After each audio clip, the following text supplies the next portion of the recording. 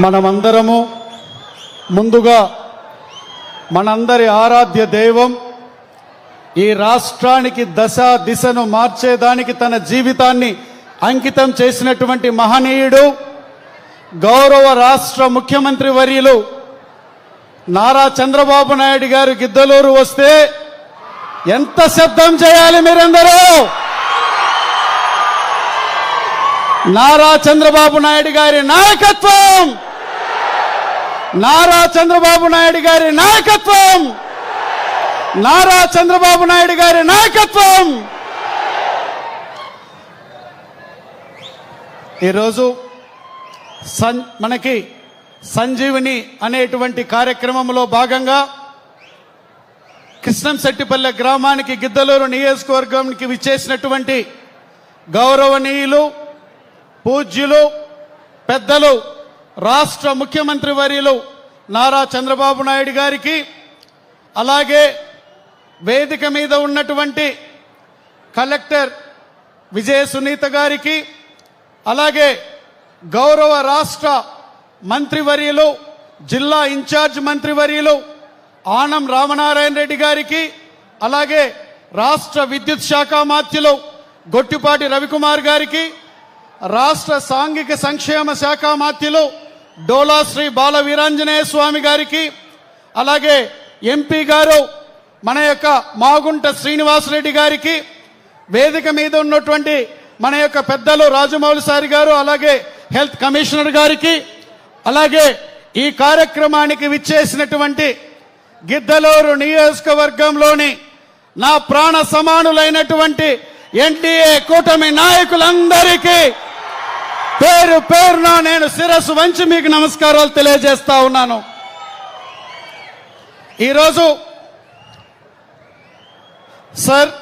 ఈరోజు గిద్దలూరు గడ్డపై మీరు అడుగు పెట్టడం అనేటువంటిది మా ప్రజలందరికీ ఒక పండుగ. ఈరోజు ఒక వేడుకలాగా తరలి వచ్చారు అన్ని గ్రామాల నుంచి ప్రజలు. ఇది ఈ నియోజకవర్గ ప్రజలకి ఒక కొత్త ఆశకి మీరు నాంది మాకు పలుకుతారనేటువంటి సంపూర్ణమైనటువంటి నమ్మకం మా నియోజకవర్గ ప్రజలకు ఉంది. సార్, మీకు గుర్తు చేస్తా ఉన్నాను సార్, నేను ఎన్నికలకు ముందు మీరు గిద్దలూరు వచ్చారు సార్. గిద్దలూరు వచ్చినప్పుడు ఆ రోజు ఇప్పటికీ మా నియోజకవర్గ ప్రజల కళ్ళ ముందు ఆ రోజు మీరు వచ్చినప్పుడు జనమంతా కూడా రోడ్ల మీదకి వచ్చి మీ నాయకత్వం పట్ల ఈ నియోజకవర్గంలో ఉన్నటువంటి ప్రజలందరికీ ఉన్నటువంటి విశ్వాసాన్ని, మీ పట్ల ఉన్నటువంటి నమ్మకాన్ని ఆ రోజు రోడ్ల మీదకి వచ్చి చూపించడం జరిగింది సార్. మాకు ఆ రోజు ఈ నేలపై మీరు నిలబడి మీరు ఒక్కటే మాట చెప్పారు సార్, మీరు నేను మీకు అండగా ఉంటాను, గిద్దలూరును అభివృద్ధి చేస్తాను అని చెప్పినటువంటి మాటలు మా అందరికీ ఇప్పుడు సార్, మా అందరికీ ధైర్యాన్ని ఇవ్వడమే కాకుండా మా పార్టీ శ్రేణులలో కూడా ఆత్మవిశ్వాసాన్ని నింపాయి సార్.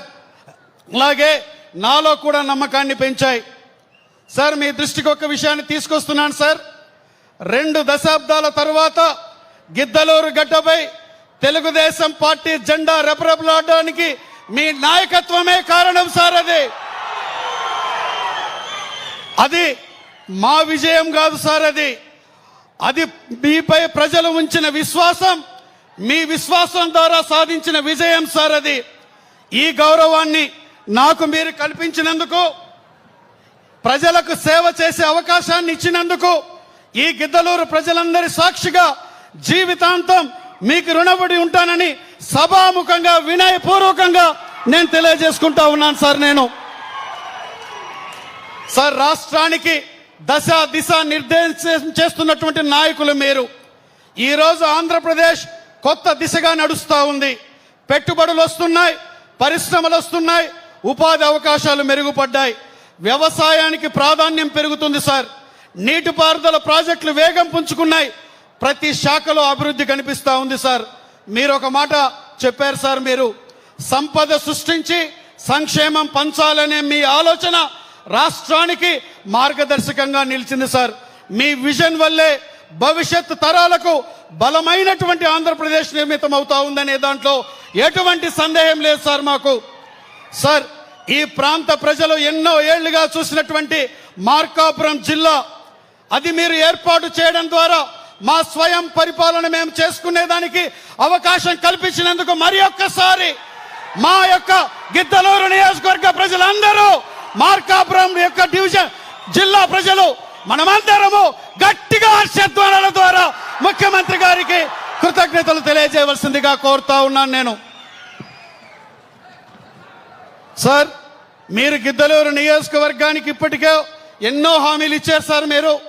మేము వచ్చి అడిగిన వెంటనే ఎన్నికలకు ముందు కూడా ఆ రోజు మీరు సభ సాక్షిగా మీరు మనకి సగిలేరు ద్వారా గిద్దలూరు మునిగిపోతా ఉంది, దానికి నిధులు మంజూరు చేస్తాను అధికారంలోకి వచ్చిన వెంటనే మీరు ముఖ్యమంత్రి గారు అయిన తరువాత మీరు 38 కోట్ల రూపాయలు మా యొక్క దీనికి సగిలేరికి మీరు మీ యొక్క శాంక్షన్ రాశారు సార్. అలాగే కోనపల్లి, బేస్తవారిపేట, ఖమ్మం, పాపినేనిపల్లి R&B రహదారులకి మనము డబల్ రోడ్డు చేసుకునేదానికి దానికి కూడా శాంక్షన్ రాశారు సార్. మీరు వెలుగొండ ప్రాజెక్టు సార్, అది వెలుగొండ ప్రాజెక్ట్ మా ప్రాంత ప్రజల జీవనాడి వెలుగొండ ప్రాజెక్ట్. అది ఇప్పుడు గౌరవ ముఖ్యమంత్రి గారు వెలుగొండ ప్రాజెక్టు దగ్గరికి పోయి నిర్వాసితులు ఎవరైతే ఉన్నారో వారికి 960 కోట్ల రూపాయలని డబ్బులు ఇచ్చి అక్కడి నుంచి రావడం జరుగుతుంది. మనమందరము రైతాంగ సోదరులు ముఖ్యమంత్రి గారికి గట్టిగా హర్షధ్వానాల ద్వారా ఆయనకి శుభాభినందనలు తెలియజేసుకుందాం.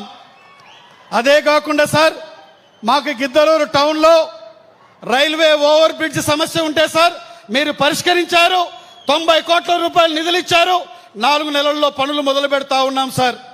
ఇదే కాకుండా మీరు ఈ పైన చెప్పినటువంటి 38 కోట్ల నిధులు ఏదైతే సగిలేరు కానివ్వండి, R&B రోడ్లకు 50 కోట్ల నిధులు కానివ్వండి, మీరు శాంక్షన్ రాశారు సార్. ఫైనాన్స్ డిపార్ట్మెంట్ దగ్గర పెండింగ్ ఉంది. తమరి యొక్క ఆదేశాలతో వాటిని మాకు చేసినట్టయితే ఈ ప్రాంతంలో మా ప్రాంత ప్రజలకు మేలు జరుగుతుంది సార్. వీటితో పాటు మొదటిగా ఇక్కడ మా ప్రజల తరపున మీకు విజ్ఞప్తి చేస్తా ఉన్నాను సార్. మొదటిది జిల్లా ఇచ్చారు, చాలా సంతోషంగా ఉంది సార్. 6 మండలాలు మావి, ఒక మున్సిపాలిటీ. ఈ చివరి నుంచి ఆ చివరికి పోవాలంటే 80 కిలోమీటర్లు వెళ్ళాలి సార్. తమరి దృష్టికి ఆ రోజు రెవెన్యూ డివిజన్ విషయం తీసుకొస్తే తమరు చర్చ కూడా చేశారు సార్. తర్వాత దాంట్లో ఇద్దామన్నారు. తమరి ముందు ఈ ప్రాంత ప్రజలు రెవెన్యూ డివిజన్ గిద్దలూరు కావాలన్నటువంటి ఆకాంక్షని మీ ముందు నేను పెడతా ఉన్నాను సార్. రెవెన్యూ డివిజన్ కావాలంటే అందరూ గట్టిగా చేతులెత్తి చెప్పండి, మనకు కావాలా వద్దా?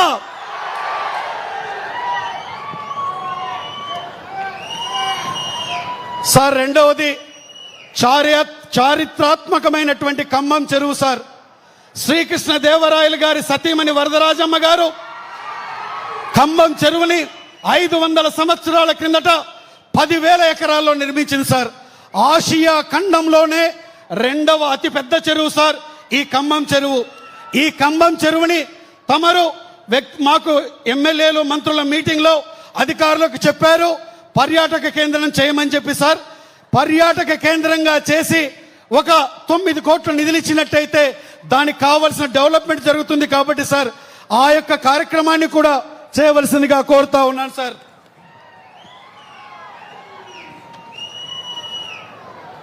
అలాగే సార్, మా ప్రాంతంలో సైనికులు, మాజీ సైనికులు వేలాదిగా ఉన్నారు సార్.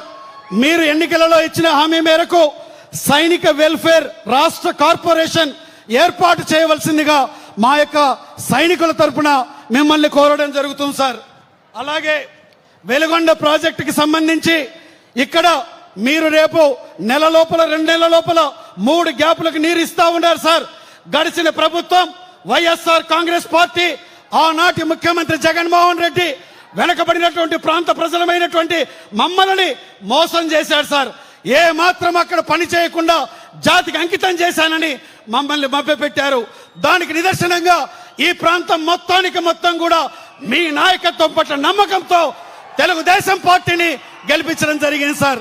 దీనికి మిమ్మల్ని కోరుతున్నది, వెలుగొండ సప్లై ఛానల్ ప్యాకేజ్ 4 పనులు ప్రారంభించినట్టయితే ఈ ప్రాంతంలో రైతాంగానికి సాగునీరు అందుతుందనేటువంటి విషయాన్ని తెలియజేసుకుంటున్నాను సార్. 5వది చిన్న కోరిక సార్, గిద్దలూరులో మాకు ప్రభుత్వ డిగ్రీ కాలేజ్ కానీ ఇంటర్మీడియట్ కానీ లేదు సార్. అది దీన్ని కూడా ఏర్పాటు చేసినట్టయితే వెనుకబడిన ప్రాంతం, పేదవారు నివసించే ప్రాంతం చదువుకునేదానికి అవకాశం కల్పించిన వాళ్ళు అవుతారని నేను కోరుతా ఉన్నాను సార్. చిట్ట చివరిగా మిమ్మల్ని ఒకటే కోరుతున్నాను సార్. ఈ ప్రాంతంలో ఈరోజు చదువుకునేటువంటి పిల్లలు ఎక్కువ మంది ఉన్నా ఉద్యోగ ఉపాధి అవకాశాలు లేక అల్లాడిపోతా ఉన్నారు సార్. తమరి దృష్టికి కూడా తీసుకొచ్చినప్పుడు అశోక్ ఈ ప్రాంతంలో మనము ఖచ్చితంగా పారిశ్రామికంగా అభివృద్ధి చేద్దామనేటువంటి మీరు చెప్పిన మాటలు మా ప్రజలకు నేను చెప్పడం జరిగింది సార్. తప్పకుండా ఈ మార్కాపురం జిల్లాలో అత్యంత వెనుకబడినటువంటి ప్రాంతమైనటువంటి ఈ గిద్దలూరుని మీరు పారిశ్రామికంగా అభివృద్ధి చెందించినట్లయితే తద్వారా ఉద్యోగ ఉపాధి అవకాశాలు, స్కిల్ డెవలప్మెంట్ సెంటర్ కూడా ఏర్పాటు చేసినట్టయితే ఉపాధికి అవకాశాలు ఉంటాయని తమరికి నేను విన్నవించుకుంటూ సార్, చివరిగా కొమరోల్లో పిఎస్సి ఉంది, దాన్ని సిఎస్సి చేసినట్టయితే అది చివరి ప్రాంతం సార్. సిఎస్సి 30 పడకల ఆసుపత్రిగా చేసినట్టయితే ఈ ప్రాంతం అన్ని విధాలుగా అభివృద్ధి చెందని కోరుతూ మరి ఒక్కసారి మీకు చెప్తా ఉన్నాం సార్. ఈ నియోజకవర్గ ప్రజలు మీ నాయకత్వం పట్ల సంపూర్ణమైన నమ్మకం, విశ్వాసంతో ఉన్నారని తెలియజేసుకుంటూ ఈ నియోజకవర్గ అభివృద్ధి మీ ద్వారానే సాధ్యమని తెలియజేసుకుంటూ మీ దగ్గర సెలవు తీసుకుంటా ఉన్నాను సార్. చంద్రబాబు నాయుడు గారి నాయకత్వం, చంద్రబాబు నాయుడు గారి నాయకత్వం, చంద్రబాబు నాయుడు గారి నాయకత్వం. ధన్యవాదాలు.